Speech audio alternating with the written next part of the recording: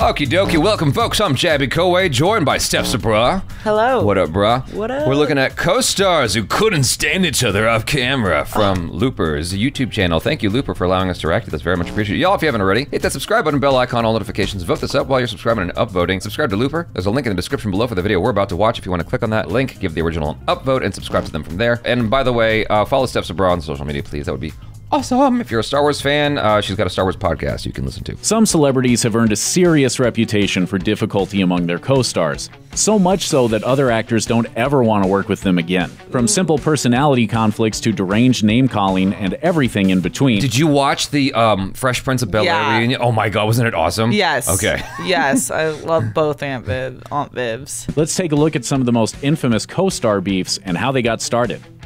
Jim Carrey and Tommy Lee Jones.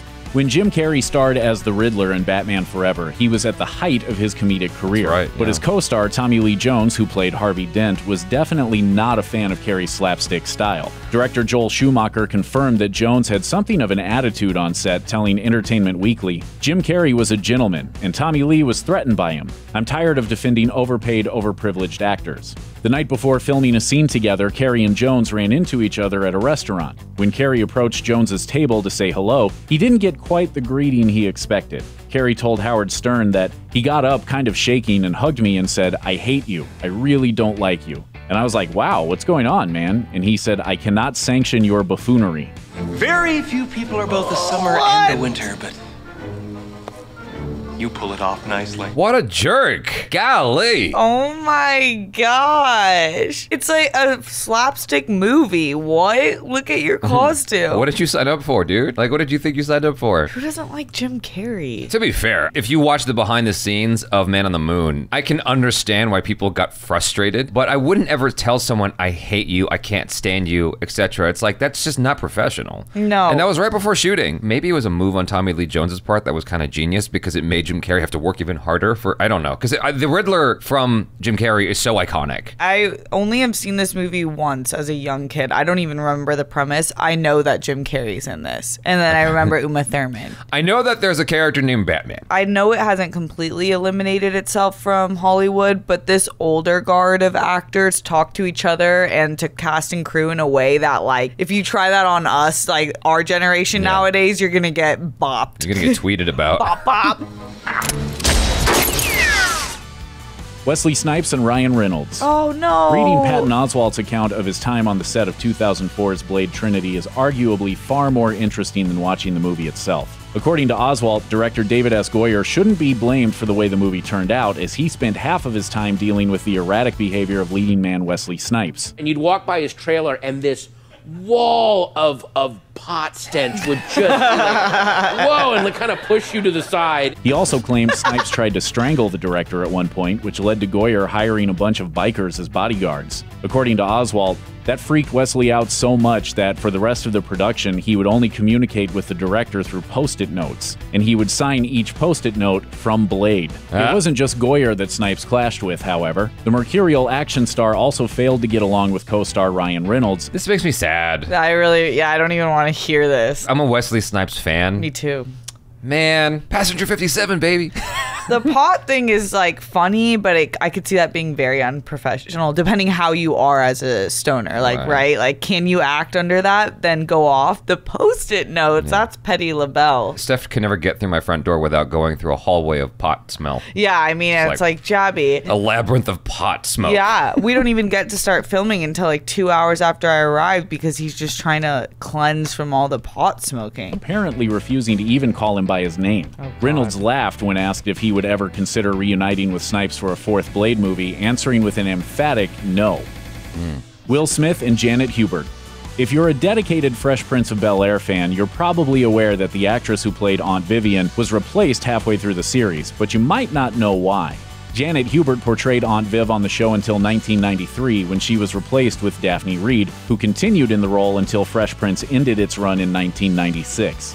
According to accounts from show insiders and even Hubert herself, Smith and his other co-stars were needlessly cruel to her on the set. For his part, Smith knocked down Hubert's allegations in a 1993 interview with an Atlanta radio station, claiming she had a bad attitude while filming and adding, "No matter what, to her, I'm just the Antichrist." In 2011, Hubert fired back, telling TMZ that she'd never work with Smith again. I would have to say that this is the worst thing Will Smith has ever done after The Slap. The Slap is the very worst. Yeah. I don't know. They're both pretty awful. Maybe this is worse because like The Slap is done and over with. Chris Rock's career does that. Whereas Aunt Viv's career like suffered as a result of this. I was really happy like he confronted this long buried drama on the reunion because it was like really sad what happened. He did not handle it very well. He was a young dude. He was a kid, or young. He admitted that and he apologized for it. He owned up to it. And I'm glad that he did that because it was really messed up. Like the way that they handled it was super unprofessional. Yeah, it just seemed like a really bad environment for her to be working in where they all ganged up on her, and that just makes me sad. I loved both Aunt Vivs. I think that was the best recasting if you had to do it ever. Tom Sizemore and Val Kilmer. Throughout the 90s, Tom Sizemore's star was on a meteoric rise in Hollywood, thanks in particular to his roles in great dramatic films like 1995's Heat, which he featured in alongside Val Kilmer. But when Kilmer and Sizemore reunited 5 years later on the set of Red Planet, things weren't so rosy. Reportedly, Kilmer was upset when he learned that the production had paid to ship Sizemore's exercise equipment to Australia, where filming was taking place. According to Sizemore's memoir, By Some Miracle I Made It Out of There, a shouting match erupted which ended with Tom throwing a 50-pound weight at Kilmer. Later, a producer asked Sizemore to avoid hitting Kilmer in the face when they got into their next fight. Tom complied, dutifully slugging Kilmer in the chest and telling him, "I'm never going to another planet with you again." Time heals all wounds, however, and the two former co-stars had finally buried the hatchet as of 2014. Wow. Yo, I don't know if I could ever forgive someone for throwing a 50-pound dumbbell at me. No. You could kill someone like that. I mean, depending on your strength. If you're like, it goes like that, then, maybe not so much. But Val Kilmer was probably in tip-top condition at the time. I don't know, man. Yeah, he probably was like, Matrix, dodge. Tom Sizemore he strikes me as a guy who's like very intimidating. I haven't seen a movie with him in it since The Heat, which I actually just watched, and it's awesome. I really love that movie. Since The Heat. The Heat. It's just called Heat. Oh, Heat. Yeah. What's that line that... It's not Al Pacino. Al Pacino, yes. Yeah. He's an actor. When he's moving the TV, give me back my... Or I don't even know it. I wrote it down in my notes because I was so inspired by the acting. I wrote it down in my funny notes. Now I don't have it. How Steph can be funny. Did you really write this down? Yes! Okay, it wasn't the TV part, but I love the TV part. When he walks back into the room, there's two other people in at work, and he's like, "Don't waste my motherfucking time!" Robert Downey Jr. and Terrence Howard. Terrence Howard has never been shy about discussing his falling out with Iron Man co-star Robert Downey Jr. In 2013, Howard appeared on Bravo's Watch What Happens Live, discussing the three-picture deal which the studio had originally offered him. They came to me with the second and said, "Look, we will pay you 1/8 of what we contractually had for you." He went on to put the blame firmly on Downey's shoulders. And I called my friend that I helped get the first job, and he didn't call me back for 3 months. It would take another 3 years for the pair to finally patch up their differences when they reunited at the 2016 wedding of director Brian Grazer. Whoa. My understanding of that whole thing, Terrence Howard got Robert Downey Jr. the job. And Robert Downey Jr., he had a rough past, but he fought for Robert Downey Jr. He really went to bat for him. And so Robert Downey Jr. became Iron Man. But Jon Favreau, while enjoying, the choice for Robert Downey Jr. and all that, and they developed a good relationship, he was not enjoying Terrence Howard's performance at all and kept trying to, in the edit, take him out, reduce his role as much as possible. When Terrence Howard wanted a certain amount for the second film, because they were offering him less money, he's like, "No, y'all promised me this much."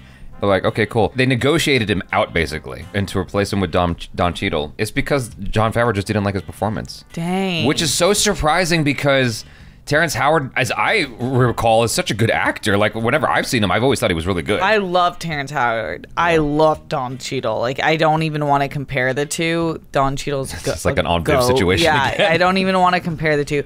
But Terrence Howard, talk about one of the best first movies for a character in the MCU. You can't just deny that he had something to do with it. I hate hearing bad things about people I love. Why can't you back for your friend who got you the job, homie? Robert Downey Jr. was in an awkward predicament there because while Terrence Howard got him the job, it's this was something where he was about to have meteoric rise off of this movie. He didn't want to jeopardize that. But at the same time, you wouldn't have this without that dude. Maybe with the, multiverse, some kind of explanation will arrive and, Or at least call him. As actors, you don't have control over who gets cast finally. Like, you have some say in it, especially if you're Robert Downey Jr. and you're the lead character. I think, like, just a call to be like, I'm trying, man. Like, but I... Sly.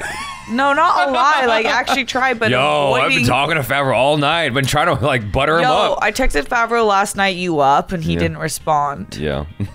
No, just to be upfront with him. Yeah. At some point, we need Robert Downey Jr.'s apology during the Iron Man reunion special. You guys, thanks so much for hanging out. Hopefully you enjoyed this. Follow Steps Abroad on the social media. Subscribe if you haven't already. Hit that bell icon. Please all notifications. Follow Looper. There's a link in the description below for the video we just watched. If you want to click on that, give the original upvote, subscribe to them from there. Thanks so much for hanging out. I'm Jabby Kuwait. This is Steps Abroad. Peace out.